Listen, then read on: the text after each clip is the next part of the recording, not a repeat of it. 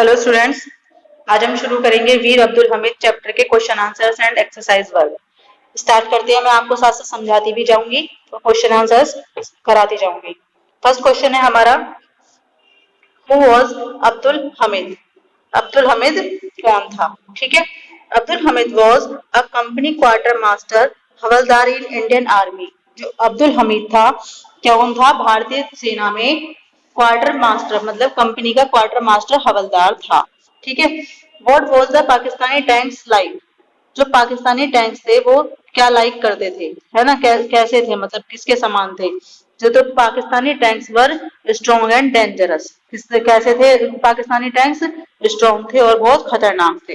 Next question है, how did Hamid destroy the enemy tanks.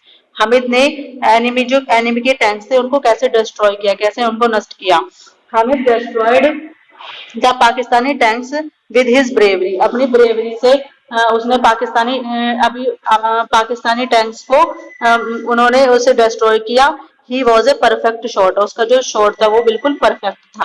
ठीक है, तो ये हो गए आपके सी क्वेश्चन तक। क्वेश्चन नंबर आगे देख लेते हैं। Next D, how did Hamid fight the enemies and what happened to him. Hamid ने कैसे एनिमीज के साथ कैसे फाइट की, कैसे युद्ध किया, and what happened to him, और उसे क्या हुआ? Hamid for the enemies bravely. जो हामिद था उसने ब्रेवली से एनिमीज के साथ फाइट की। After destroying 3 Pakistani tanks. Pakistani tanks को मतलब 3 पाकिस्तानी टैंकों को नष्ट करने के बाद हिज जीप, उसकी जो जीप थी, his jeep was hit by a Pakistani shell. जो उसकी जो जीप थी वो पाकिस्तानी शेल के द्वारा हिट की गई। ही वॉज वुंडेड, वह घायल हो गया। But he ordered his man to continue fight. लेकिन जो उसने अपने जो आदमी थे उनको क्या दिया? उन्हें फाइट को कंटिन्यू करने का ऑर्डर दिया। He died of his injuries, और वह अपनी उन घावों की इंजुरीज की वजह से क्या हो गया? उसकी मृत्यु हो गई।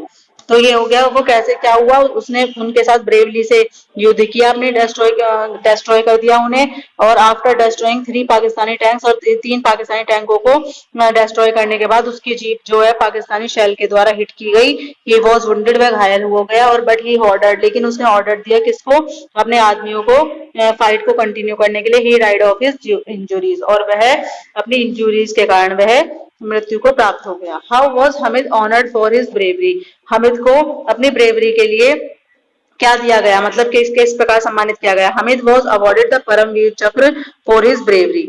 हमीद को अपनी ब्रेवरी के लिए, उसकी वीरता के लिए क्या दिया गया? परमवीर चक्र से सम्मानित किया गया।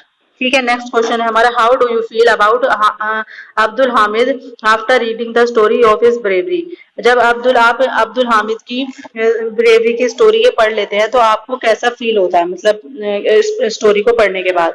I feel proud of Abdul Hamid after reading the story of his bravery. हमें क्या से फील होता है? हमें इसकी ब्रेवरी की स्टोरी पढ़ने के बाद बहुत अच्छा, मतलब बहुत प्राउड फील होता है कि he made the whole country proud. और ही मेड, उसकी जो इस ब्रेवरी पर हमारे जो पूरा देश है वो प्राउड फील करता है। ठीक है, तो ये आपके हो गए क्वेश्चन। नेक्स्ट हम आगे चलते हैं। एक मिनट, जस्ट वेट।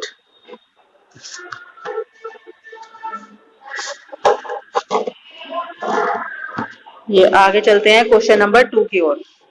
ठीक है, fill in the blanks to complete the sentences. अब वो कह रहा है कि क्या करना है?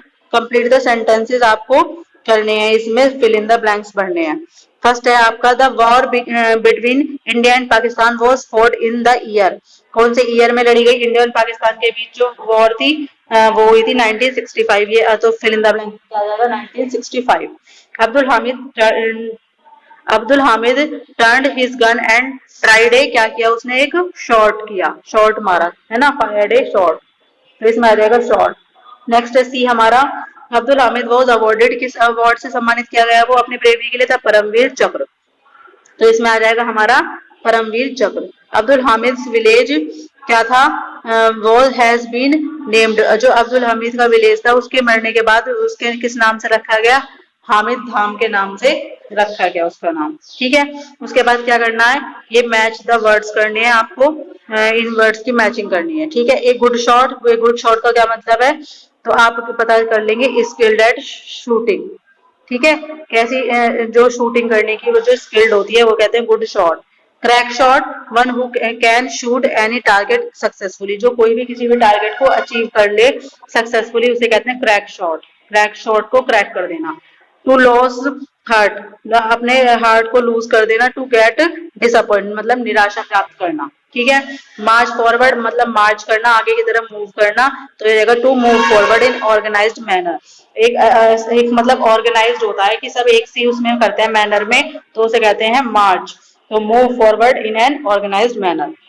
तो ये आपका क्वेश्चन वर्ड पावर का फर्स्ट कंप्लीट होता है। उसके बाद नेक्स्ट है the first word of the following sentence are interjections expressing the emotions written against them, read the sentences and understand them, ठीक है, उन्हें अंडरस्टैंड करना है, ठीक है। तो आपको ये बताना है कि ये सेंटेंसेस किस टाइप के हैं। हेलो, हाउ आर यू, तो ये किस तरह का सेंटेंस है, हेलो तो प्लेजर आ रहा है इसमें, ये तो ये है प्लेजर, ठीक है। उसके बाद कह रहा है अलास ही इज नो मोर, ये तो दुख की बात है कि वह अब नहीं रहा, हाय वह नहीं रहा, तो ये दुख के लिए तो सोरो है ना।